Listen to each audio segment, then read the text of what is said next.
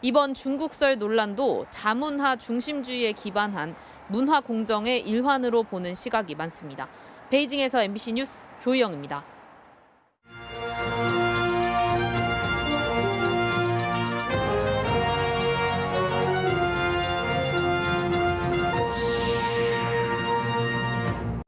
영하 20도를 밑도는 한파가 이번 겨울 최저기온을 또 경신했습니다. 야외에 쓰러진 80대가 숨지는 등 피해가 속출했습니다. 혈액 보유량이 적정 수준의 절반 이하로 떨어져 비상입니다. 적십자사가 거리로 나섰습니다. 부동산은 경매 시장마저 꽁꽁 얼어붙었습니다. 충북은 지난달 경매 낙찰가율 하락폭이 전국에서 가장 컸습니다. 지역 소멸에 대비해 충청북도가 종합적인 생존책을 짜내기로 했습니다. 기존에 고려하지 않았던 생활 인구 개념도 도입합니다. 시청자 여러분 안녕하십니까? 계속해서 충북 소식입니다. 기온이 영하 20도 밑으로 뚝 떨어지는 최강 한파에 충북이 또 꽁꽁 얼어붙었습니다. 대부분 지역이 이번 겨울 최저 기록을 다시 썼는데요. 밖에서 쓰러진 80대가 숨진 채 발견됐고 곳곳에는 수도 동파와 난방기기 화재 등이 잇따랐습니다.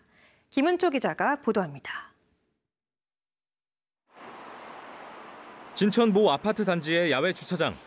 어제 이른 아침 순찰을 돌던 경비원이 이곳에 쓰러져 있던 80대 여성을 발견했습니다. 발견 당시 기온은 영하 15도, 즉시 병원으로 옮겼지만 숨졌습니다. 80대 할머니가 쓰러져 있던 곳은 주차된 차량들 뒤쪽이었고요. 발견됐을 땐 이미 체온이 많이 떨어진 상태였습니다. 온몸이 차고 너무 동상 걸린 것처럼 굳어 있었어요. 누워 계셨어가지고 발견하기 힘든 지점이었을 것 같아요.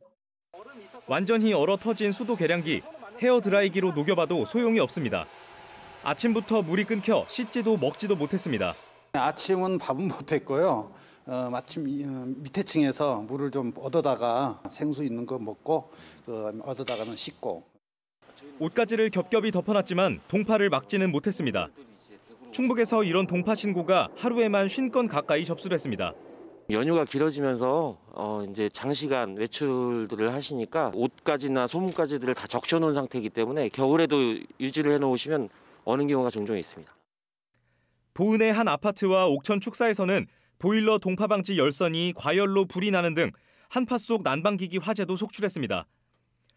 괴산의 최저기온이 영하 20.9도, 충주 영하 20.1도, 청주 영하 19.8도 등 이번 겨울 최저 기록을 또 갈아치웠습니다. 특히 영동 추풍령은 영하 17.8도로 기상 관측 이래 최저 기록을 새로 썼습니다. 북서쪽에서 매우 찬 공기가 남하하면서 바람이 강하게 불면서 체감 온도는 대부분 지역이 영하 25도대로 매우 추운 날씨를 보였습니다. 한파에 이어 내일은 최대 7cm의 눈이 예보돼 또 한 차례 교통 혼잡이 예상됩니다. MBC 뉴스 김은초입니다. 연휴가 끝나자마자 발등에 불이 떨어진 곳이 있습니다. 바로 헌혈의 집인데요. 이 혈액 보유량이 사흘치도 안 남자 혈액을 구걸이라도 해야 할 판입니다. 다급한 적십자사 직원들이 거리로 뛰어나왔습니다. 이채연 기자입니다. 영하 20도 맹추위에 적십자사 직원들이 거리로 나섰습니다. 종종 걸음으로 출근을 서두르는 시민들을 한 명씩 붙잡고 호소합니다. 부족한 혈액을 구하기 위해서입니다. 요즘 혈액이 좀 많이 부족해서 저희가 나와서 캠페인하고 있거든요. 시간 되실 때 헌혈 좀 부탁 좀 드리겠습니다. 평일 5, 60명씩 헌혈하던 한 헌혈의 집마저 최근 반 이상 줄었기 때문입니다. 작년 12월까지는 그래도 좀 괜찮았었는데 올해 들어서 1월부터 좀 심각해졌습니다. 요즘 20, 30명 정도로 많이 줄었습니다. 충북 도내 40여 개 의료기관에서 하루에 쓰이는 혈액은 130여 팩, 현재 보유량은 280팩을 조금 넘습니다. 2.2일 동안 쓸 수 있는 양인데 적정 수준 5일분의 절반도 못 미칩니다. 이달 초 7일치까지 확보됐었지만 명절 연휴가 지나면서 경계 가까운 수준까지 급감했습니다. 군부대와 함께 헌혈의 절반을 차지하던 학생들이 방학해 단체 헌혈이 일시적으로 끊긴 데다 보통 평소보다 헌혈을 덜하는 명절 시기가 맞붙은 결과입니다. 3.01분 밑으로 이하로 내려가게 되면 저희가 의료기관에 저희가 충분히 그 공급량을 드리지 못하기 때문에 응급 상황에서 그 대량 수혈이 발생하는 경우에 굉장히 어려울 수 있기 때문에 이렇다 보니 재고 확보를 위해 일일이 병원의 협조를 구하며 출고량을 10%씩 줄이고 있습니다. 지금 넣어주신 재고에서 한 10개 정도만 좀 빼주시겠어요? 충북혈액원은 비상대책반을 꾸리고 헌혈 단체 섭외를 강화하는 등 거리 캠페인을 당분간 이어나갈 계획입니다. MBC 뉴스 이채연입니다. 부동산 시장 한파로 경매 시장도 꽁꽁 얼어붙고 있습니다. 시세보다 싼 가격에 물건이 나와도 찾는 사람이 없다 보니 지난달 충북의 아파트 경매 낙찰가율이 전국 최대 하락폭을 기록했습니다. 김영일 기자입니다. 설 연휴가 끝나고 처음 열린 경매 법정입니다. 평소보다 한산하고 아파트 경매 물건도 줄줄이 유찰됐습니다. 관심을 모았던 청주 시사창동과 용암동의 아파트도 시세보다 낮은 가격으로 경매에 나왔지만 새 주인을 찾지 못했습니다. 1년 전만 해도 낙찰가율이 120%에 육박했던 청주시 북대동의 대표 아파트는 세 차례나 유찰된 끝에 최저 입찰가가 5억 4천만 원 선, 감정가의 51%까지 떨어졌습니다. 한 6억 원 충분히 받을 수 있는 이 금액입니다. 그런데 지금 최저 금액이 한 5억 4천, 지금 현재 거래되는 것보다는 싼 금액이고 시세보다 낮은 가격에 내 집을 마련할 수 있어 인기를 끌었던 경매 시장에도 찬바람이 불고 있습니다. 지난달 기준으로 충북의 아파트 낙찰률은 22.98%, 33%에 육박했던 지난해 10월 이후 10%포인트 가까이 떨어졌습니다. 10채 가운데 8채 가까이가 주인을 찾지 못한 겁니다. 경매 물건도 조금씩 늘어나는 추세이고 낙찰 가격도 예전에는 1차나 2차 때 낙찰되던 것이 지금은 이제 3차, 4차까지 유찰되고 있는 그런 상황입니다. 1년 전만 해도 90%대였던 낙찰가율도 60%대로 뚝 떨어졌습니다. 특히 지난달 충북의 아파트 낙찰가율은 68.7%로 한 달 전보다 9.7%포인트 떨어져 전국에서 가장 큰 하락폭을 보였습니다. 작년 12월 충북 아파트 낙찰가율은 68.7%로 전국에서 가장 큰 폭으로 떨어졌습니다. 또 평균 응찰자 수도 지속적으로 줄어들고 있는데요. 금리 인상 등으로 매매 시장의 관망세가 경매 시장에도 영향을 끼치고 있습니다. 경매 전문가들은 부동산 시장이 하락기로 접어들었고 추가 금리 인상까지 예상되는 만큼 올해 하반기까지는 경매 시장이 살아나기 어려울 것으로 전망했습니다. MBC 뉴스 김영일입니다.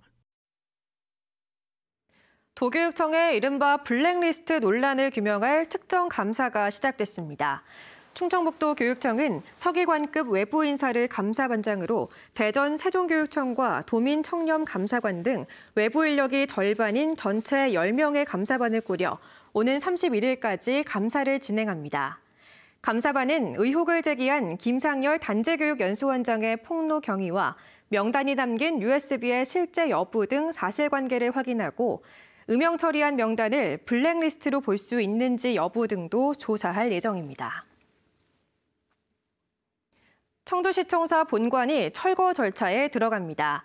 청주시는 옛 시청사 본관동과 의회동에 대한 성면 철거공사 수의 견적 제출을 공고해 오는 27일 사업자를 선정합니다.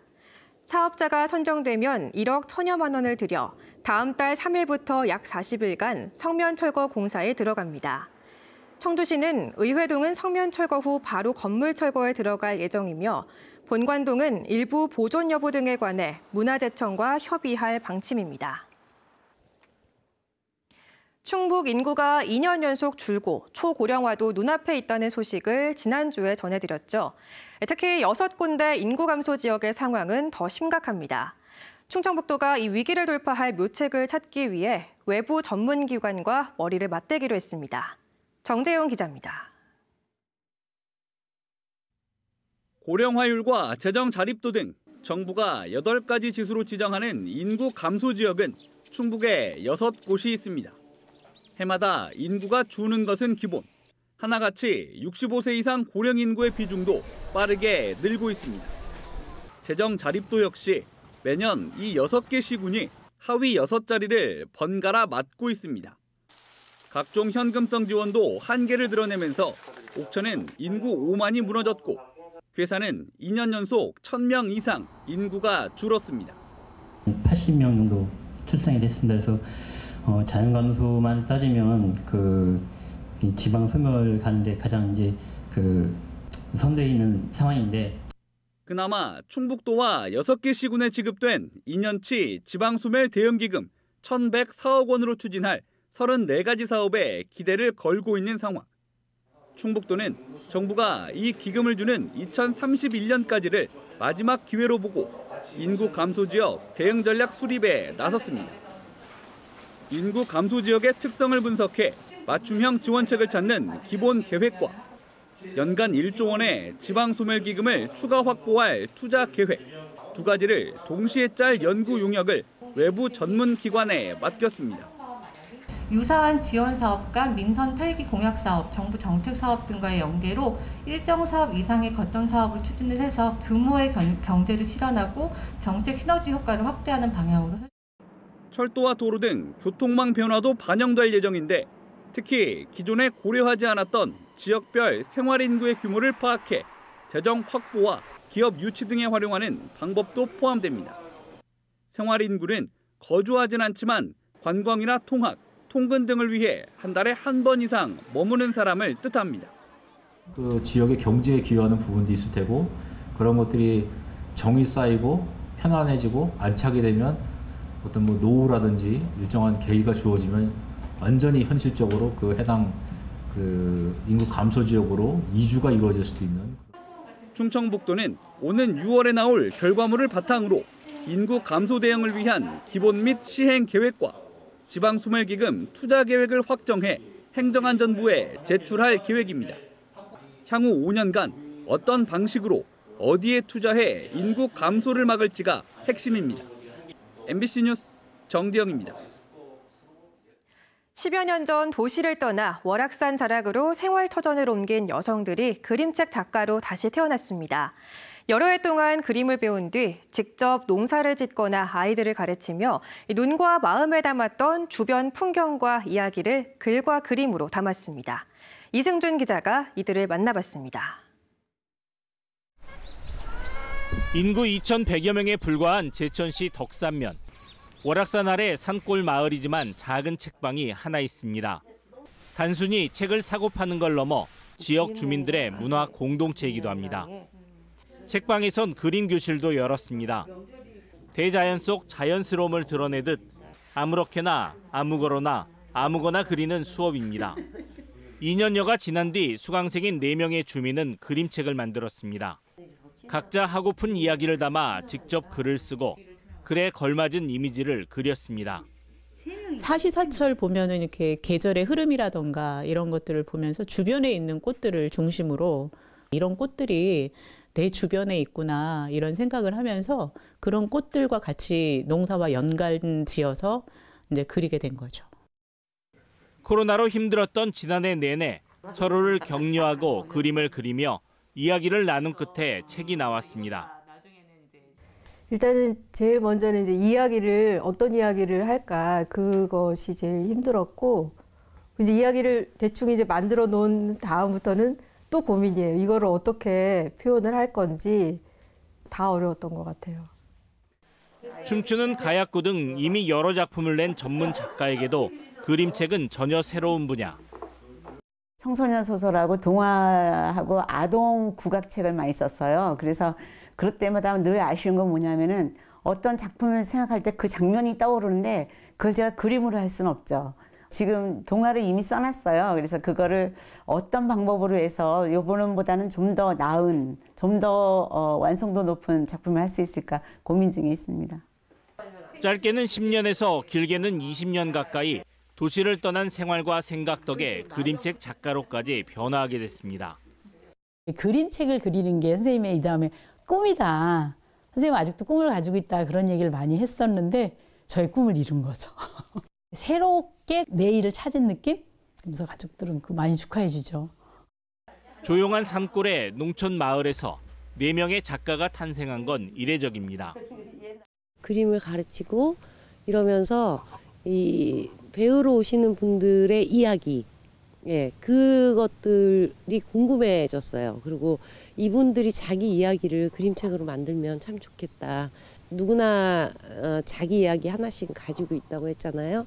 그러니까 그것들을 다 한 권씩 살면서 책으로 내면 어떨까 이런 생각도 하고 있거든요. 누구나 가진 자신의 이야기, 하고픈 이야기를 글과 그림으로 풀어낸 바탕에는 덕산에서의 생활이 있었다고 입을 모읍니다. MBC 뉴스 이승준입니다. 청주 외곽을 두르는 제3순환로가 착공 20여 년 만인 올해 연말 모든 구간이 연결될 전망입니다. 청주시는 제3순환로 미개설 구간인 내수 국동부터 남일 효촌까지 11.74km 노선을 연말까지 완공해 전체 41.8km를 모두 연결한다고 밝혔습니다. 미개설 구간 가운데 효촌부터 용정까지 209 6.1km는 오는 5월쯤 먼저 개통을 앞두고 있습니다. 청주시는 제3순환로가 모두 연결되면 청주 전역이 25분 생활권에 들어갈 것으로 기대하고 있습니다. 조기령 충주시장이 충북대병원 충주본원 설립 논의와 관련해 의료시설이 아니라 의료진의 자질 문제라고 말했습니다. 조기령 시장은 기자 간담회에서 지역에서 운영되고 있는 비슷한 수준의 의료기관이 하나 더 들어온다면 의료 환경 악화만을 초래할 거라며 핵심은 의사와 의료진이라고 강조했습니다. 또 우수 의료 인력을 유치하려면 그럴 만한 여건을 마련해야 한다며 KTX의 판교 연장 운행을 추진하는 것도 이런 이유 때문이라고 설명했습니다. 국정농단 사건으로 청주여자교도소에서 복역하던 최서원 씨의 형 집행정지가 연장됐습니다. 청주지방검찰청은 척추수술로 재활이 필요하다며 최 씨가 낸 형 집행정지 5주 연장 신청을 받아들였습니다. 형사소송법상 징역형으로 현저하게 건강을 해칠 우려가 있을 때 집행을 정지할 수 있습니다. 충청북도가 올해 처음으로 시행하는 고향사랑기부제 활성화를 위해 충북만의 독특한 답례품 개발에 나섰습니다.